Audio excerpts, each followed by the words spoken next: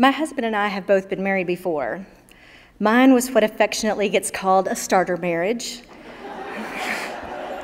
His was much longer, and after having 2 sons, he had a vasectomy. 10 years later, we were ready to start figuring out how to have our own kids.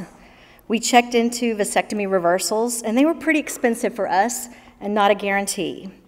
We decided to check into using a sperm donor, and it turns out it was much cheaper.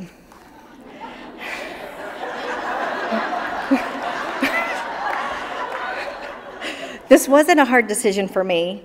I always knew I would love a child no matter where they came from, and I really wanted a child. I knew that the minute we looked into that little baby's eyes, the ingredients we used would feel like such a non-issue. I was more worried about how my husband would handle it, but he surprised me in such an amazing way, and he didn't hesitate to jump on board with what we thought was the low-cost answer. But just between you and me, he may not have wanted a scalpel near his junk again.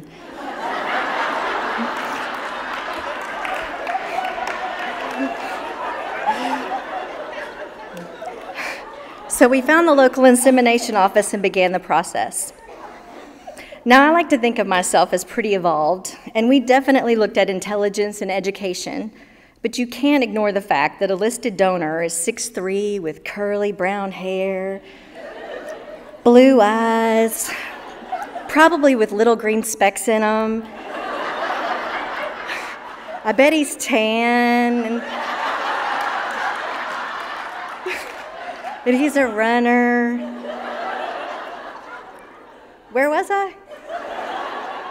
So we sifted through mounds of paper and made lots of notes and finally narrowed it down to the one the clinician described as a young Pierce Brosnan. Yeah, he sounds smart.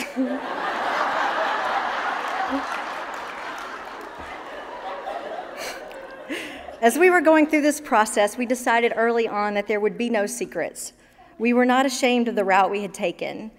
Everyone close to me knew we were getting pregnant this way. This was before blogs, so I would send out email chains with updates. Hi, I'm ovulating. Hi, not pregnant. I sent out way more information than my friends and family ever cared to know about. When it was time to inseminate, they pulled this tiny vial out of the deep freeze and handed it to me to warm up in my own hand. When it was body temperature, they put a little sample under a microscope so I could see them swimming, and I guess give them a pep talk. Go little guys, you can do it! Unfortunately, it took us almost a year to conceive. So much for that low-cost option. But I have a beautiful son to show for it, so it was worth it. When it came time to try for a second child, the donor we used for my son was sold out.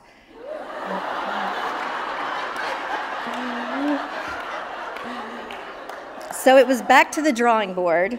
I guess they were telling everybody about the young Pierce Brosnan.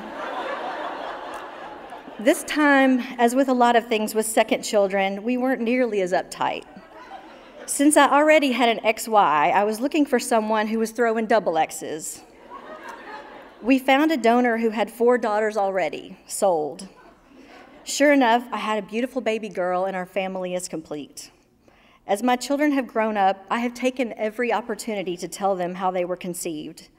I found a children's book that explains it perfectly, and I read it to them about every 6 months and see if they have questions.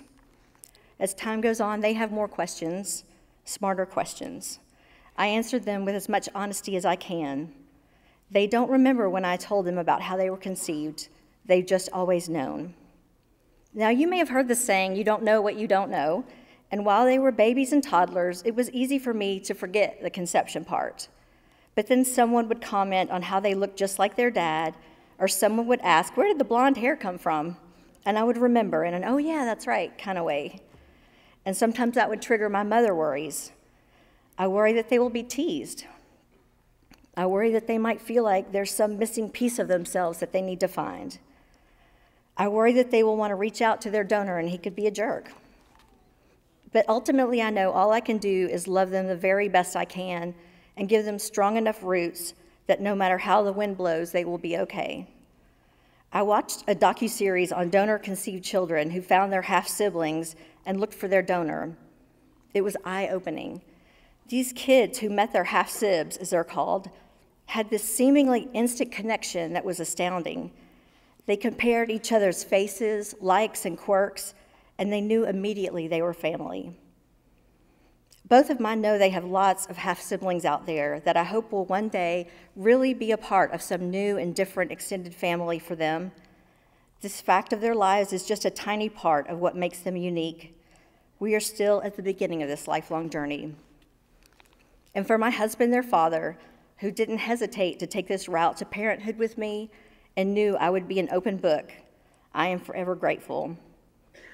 And just for the record, in case anyone thinks those green speckled eyes were the deciding factor, one of our donors was an aerospace engineering student, and the other was an actual aerospace engineer. Thank you.